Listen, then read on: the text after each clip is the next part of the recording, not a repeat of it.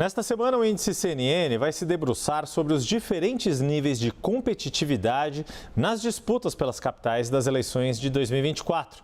Antônio Lavareda, sociólogo e cientista político, já está comigo aqui na tela para falarmos desse estudo do IPESP Analítica, que dividiu as disputas nas 26 capitais em 4 categorias. As que têm favoritos isolados, as que têm chance de acabar em primeiro turno, as que estão com disputa pelo segundo lugar e as competições abertas. Nós vamos mostrar os 2 primeiros cenários nesta pré-campanha de 2024. As capitais que têm favoritos isolados e as que podem definir a fatura já em primeiro turno, que você vê no mapa.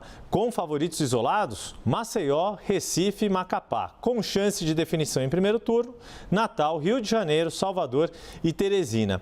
Lavareda, queria que você explicasse para a gente essas 2 primeiras categorias definidas pelo estudo do IPESP Analítica e o que esse levantamento nos começa a indicar deste cenário da corrida eleitoral. Lavareda, bem-vindo, como sempre, aqui ao Índice CNN. Olá, Yuri. Olá, espectadores da CNN. Essas 2 categorias, a primeira delas que você reportou, são candidatos com mais de 50%. O Instituto fixou esse 54%, mais de 50%, mais da metade dos votos direcionados para um candidato, o que demonstra uma altíssima, uma muito elevada probabilidade de que esse candidato saia vitorioso, Yuri.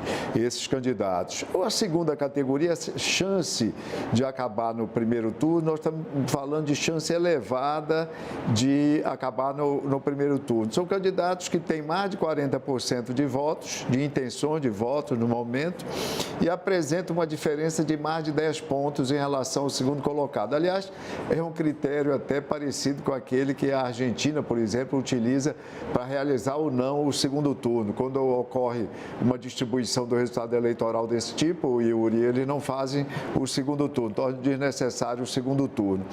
E o que é que isso tem? Quais são as capitais que você reportou? Maceió, Recife, Macapá na primeira categoria, Natal, Rio, Salvador e Teresina. O que é que tem isso na maioria absoluta dessas cidades, Yuri? Isso tem a ver com as chances elevadas que nós temos comentado aqui de reeleição dos incumbentes. Nós temos, no momento, dos 20 candidatos, dos 20 prefeitos candidatos à reeleição, nós temos 12 deles, ou seja, 60%, que lideram as disputas. E, na maioria dos casos, são esses nomes que ocupam essas 2 categorias, ou seja, de franca favorabilidade para serem vitoriosos, alguns deles já no primeiro turno, Yuri.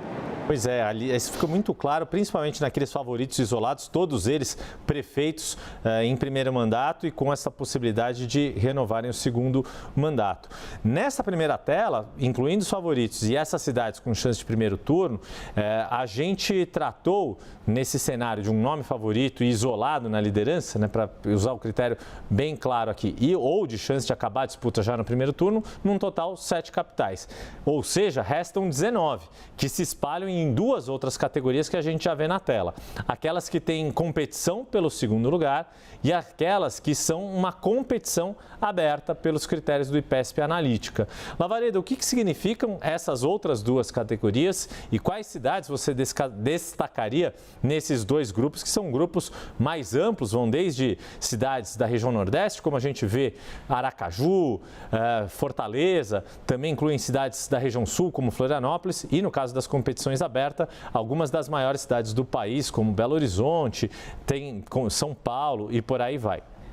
Olha só, Yuri, você vê nessas cidades a chance elevada, como as próprias categorias já descrevem, uma chance bastante razoável de que venha a ocorrer segundo turno, isso por conta do nível de fragmentação dessas disputas, Yuri. Agora, é interessante lembrar uma coisa que deve chamar a atenção. Você tem em 2024, Yuri, 9 capitais no momento com cenários de empate técnico entre o primeiro e o segundo colocado do índice CNN. Que cidades são essas? Belém, Manaus, Porto Velho, Teresina, Campo Grande, Goiânia, Belo Horizonte, São Paulo e Curitiba. 9 cidades, como eu disse. Isso mostra que a competição esse ano está um pouco mais acirrada do que em 2020.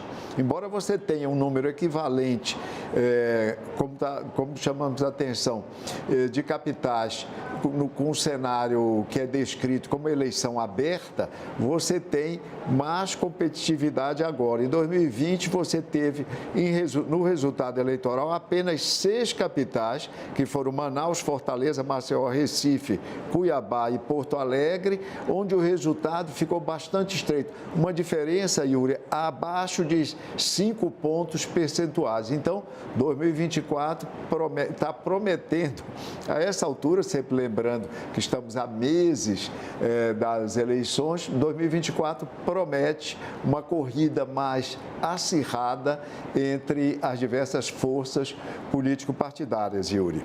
Que torna a disputa mais interessante, um pouco mais aguerrida também e certamente aí para a alegria dos jornalistas aqui com muito mais notícia e aí, é claro, também de interesse de quem nos acompanha aqui. Agora, Lavareda, queria focar o seu olhar especificamente sobre o maior colégio eleitoral do país. São Paulo está nessa categoria de competição aberta pelos critérios do IPESP Analítica e você mesmo mencionou isso.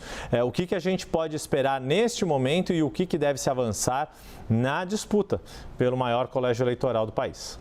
Olha, a chance, no caso de São Paulo, a maior chance é de haver segundo turno de fato, não só pela distribuição atual do apoio eleitoral a esses pré-candidatos, que são todos pré-candidatos no momento, praticamente há um empate técnico entre o primeiro e o segundo colocado no momento, os dois à frente, o Guilherme Boulos e o Ricardo Nunes, o prefeito e seu desafiante estão empatados tecnicamente e a candidata em terceiro lugar, a Tabata, já entrou no patamar de competitividade que se atribui àqueles candidatos que têm 2 dígitos, ela já tem no mínimo 10% e algumas pesquisas, em outras aparece com mais, no índice CNN ela comparece com 10 pontos percentuais. Então, você tem uma disputa que se chama de disputa triangular até o momento. 3 candidatos apenas perfazendo 2 dígitos. Ocorre que, Yuri, desde o início desse século, desde a eleição de 2000, as disputas em São Paulo, na maior capital do país, maior município, maior eleitorado do país, elas são basicamente quadrangulares, ou seja, elas têm pelo menos 4 forças alcançando os 2 dígitos, ou seja, candidatos com mais de 10%. Apenas em 2008 houve um recuo nisso, foi aquela eleição do Kassab, da Marta e do Alckmin, onde só os 3 tiveram 2 dígitos. Em todas as outras, 4 candidatos tiveram esse desempenho, 10% da votação. O que é que isso significa? Significa que a eleição esse ano ainda pode adquirir maior complexidade, um nível de fragmentação, outros candidatos podem crescer e, naturalmente, subtraindo intenções de voto desses candidatos que lideram no momento. Lembrando, para encerrar o comentário, Yuri, que na última eleição, em 2020, nós tivemos um cenário ainda mais fragmentado em São Paulo. Foi um cenário pentagonal, ou seja, 5 candidatos tiveram 2 dígitos, alcançaram 2 dígitos, tiveram 10% ou mais das intenções de voto. Lembrando que até houve um 6º, o Gilmar Tato, que se aproximou desse patamar. Teve, em termos arredondados, em números arredondados, 9% dos votos, Yuri. Pois é, naquela eleição em 2020 foi bem pulverizado, como o Lavareda mencionou.